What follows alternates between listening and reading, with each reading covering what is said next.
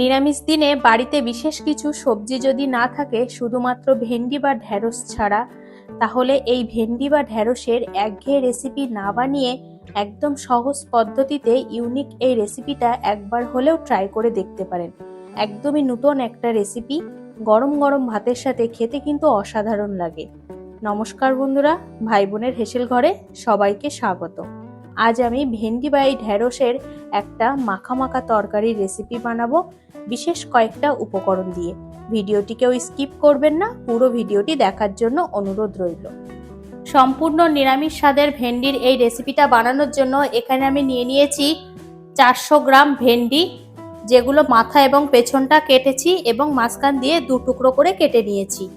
আর নিয়েছি একটা মাঝারি সাইজের আলু, এটাও আমি ভেন্ডির মতো করে একই সাইজ করে কেটে নিয়েছি। মাঝে মধ্যে যখন ভেন্ডি দিয়ে একটু ডিফারেন্স টাইপের কিছু রেসিপি বানাতে ইচ্ছে করবে, অবশ্যই এইভাবে ট্রাই করবেন, এটা কিন্তু অসাধারণ খেতে হয়।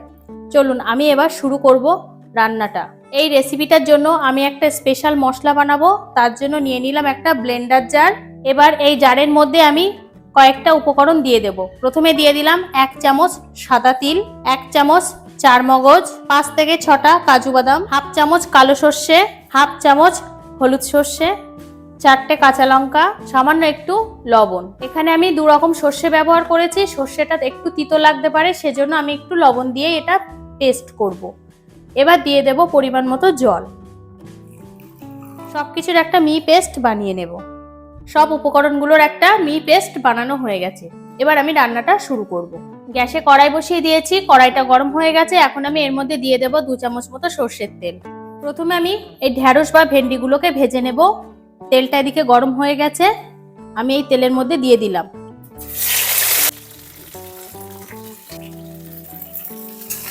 হালকা একটু ভেজে নেব। 1 থেকে 1.5 মিনিট আমি ভেন্ডিগুলো ভেজে নিয়েছি। এবার আমি এর মধ্যে দিয়ে দেব 1/4 চামচ লবণ, 1/4 চামচ হলুদ গুঁড়ো। লবণ ও হলুদটা ভালোভাবে মিশিয়ে নেব।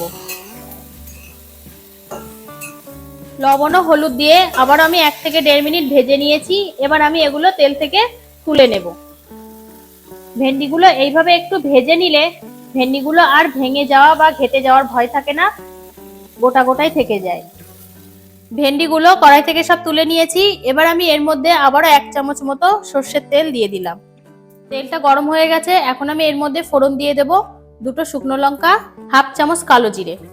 ফোড়নটা হালকা একটু তেলে নাড়াচাড়া করে নেব। ফোড়নটা তেলে হালকা নাড়াচাড়া করে আলুগুলো আমি দিয়ে দিয়েছি। এবার এই তেলে আলুগুলো একটু ভেজে নেব। আলুটা তেলে হালকা ভেজে নিয়েছি। এবার আমি এর মধ্যে দিয়ে দেব পেস্ট করা মশলাটা। পেস্ট করা মশলাটাও ভালোভাবে তেলের সাথে কষিয়ে নেব, যেন কাঁচা ভাবটা না থাকে।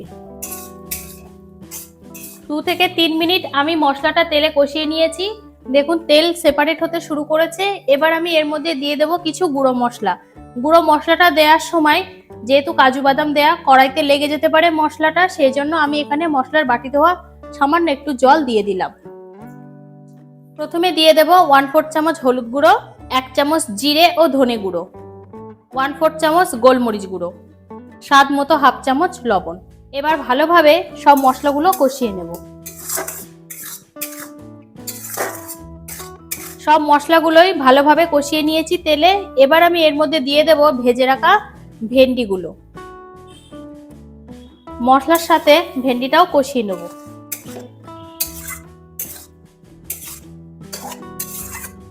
মশলার সাথে ভেন্ডিটা ভালোভাবে কষিয়ে নিয়েছি। এবার আমি এর মধ্যে দিয়ে দেব পরিমাণ মতো জল। এখানে খুব সামান্য জল দিতে হবে, 1 কাপ মতো আমি জল দিয়ে দিলাম। ঝোলের সাথে ভালোভাবে মিশিয়ে নেব।